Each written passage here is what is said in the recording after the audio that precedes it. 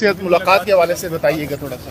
इमरान खान साहब से मुलाकात बिल्कुल हुई मेरी, और जाहिर है कि मैं बतौर वकील गया था, ना मैं कोई बतौर रिश्तेदार गया था, ना मैं कोई पार्टी मैन के तौर पे कोई पार्टी के अमूर डिस्कस करने गया था।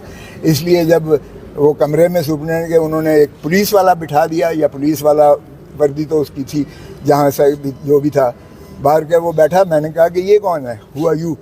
कहता सर मेरी ड्यूटी है। मैंने कहा तुम्हारी ड्यूटी है? तो खान साहब कहने लगे मेरी तो बेगम के होते हुए भी इन्होंने इसको नहीं यहीं बिठाए रखा है, मैं तो अपनी बीवी से भी जो है कोई अलहदगी में बात नहीं कर पाया क्योंकि ये मेरे सर पे बैठा रहा। तो मैंने कहा भाई साहब उठो उठो आप, क्योंकि वकील और साइल का जो रिश्ता होता है वो सिर्फ मोहतरम और मुकद्दम ही नहीं होता, बल्कि वो प्राइवेसी का और सीक्रेसी होता है।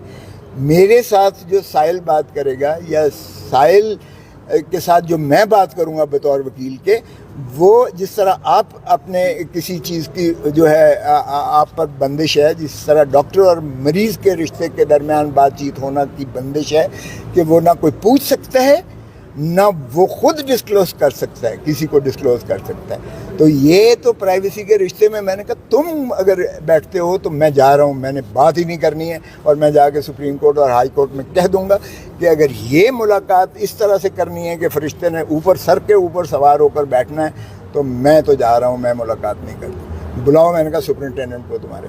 सुपरिटेंडेंट साहब आगे, मैंने कहा भाई साहब ये नहीं बैठेगा। फिर वो सुपरिटेंडेंट साहब किसी और से पूछने गए, किससे पूछने गए ये मुझसे पूछिए भी ना और मुझे पता भी नहीं है, इसलिए उन्होंने किससे पूछा, किसकी इजाज़त ली।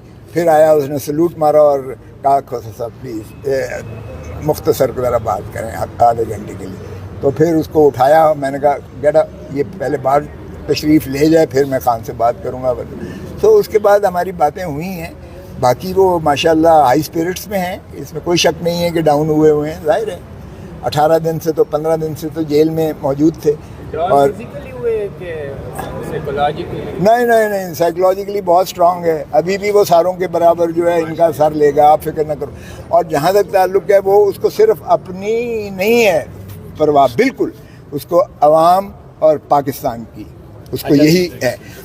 आपने पूछा दाढ़ी बड़ी हुई थी, 1-2 दिन से शेव नहीं की थी, बाकी उनका जो है वॉशरूम उनका खुला है अल्लाह के फजल से। और ये शर्म की बात है कि आप जो है उसको नहाने के लिए भी आपने पिक्चर बनानी होती है, और कुछ और जो है अगर वो इनखला के लिए जाते हैं तो भी वो ओपन है और वहाँ कैमरा लगा हुआ है। ये शर्मनाक है। वहाँ कोई बी क्लास है नहीं, बेटर क्लास है नहीं उस जेल में। सो उनको जो एक तंग छोटे कमरे में रखा गया है, हाल उनका वही है। साहब अगर सज़ा मुअत्तल ना हुई तो आप क्या करेंगे? कुछ भी नहीं, हम 2 बजे सुप्रीम कोर्ट में वहाँ से करा लेंगे। नहीं, वो तो जो अदालत फैसला करेगी, मैं करा क्यों लूँगा? आपका ख्याल है कि मेरे बस में? हमारा काम कोशिश करना है, इनका काम इंसाफ देना है। इन्होंने आइन और कानून के मुताबिक फ़ैसले करने हैं, ना किसी की ख्वाहिश पर, ना किसी के दबाव पर, और ना किसी वकील की वकालत पर। अच्छा सर, कहा जा रहा है कि ट्रायल कोर्ट की जजमेंट तो सुप्रीम कोर्ट के चीफ जस्टिस उमर अता बंदयाल के सामने पढ़ी नहीं गई थी, नहीं तो कैसे उन्होंने मुदाखलत किया हाई कोर्ट के मामला में?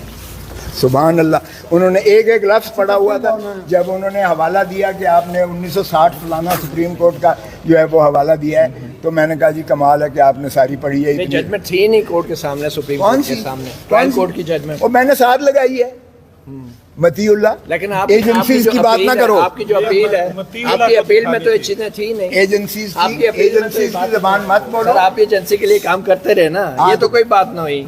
अब आप नाराज हो गए। आप ये बताएं कि अपील में थी नहीं, तुम्हें शर्म आनी चाहिए। सर आपके ट्रायल कोर्ट में अपील में थी नहीं। सर मैंने बुक दी है, बुक का नंबर लगा हुआ है, वो बुक भी साथ थी।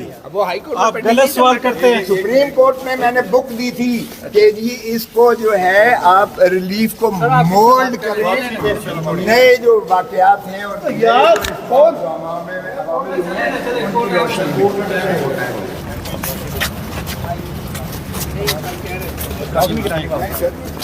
नहीं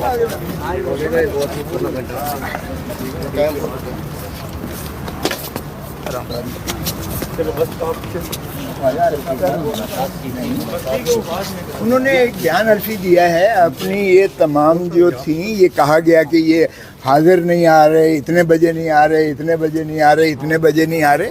انہوں نے اپنا ذاتی بیان الفی دیا ہے جو سپریم کورٹ میں اور ہائی کورٹ میں بھی ہم پیش کر رہے ہیں. انہوں نے بتایا کہ میرے منشی جس کے پاس ساری فائلیں تھیں اور جو سپریم کورٹ میں یہ جو مقدمہ 3-8 کا فیصلے کے خلاف جو نالش کرنا تھی وہ ساتھ لے کے جا رہے تھے، ان کو اٹھا لیا گیا راستے میں سے. اور اس کے بعد جو ہے اس نے فون کیا کہ مجھے انہوں نے اٹھا لیا ہے. پھر خواجہ صاحب کو وہ وائس میسیجز وہ کیے جو ہم نے ساتھ لگایا اسکرپٹ اس کا، اور انہوں نے بتایا کہ میں کیوں 12:15 بجے تک میں نہیں پیش ہو سکا.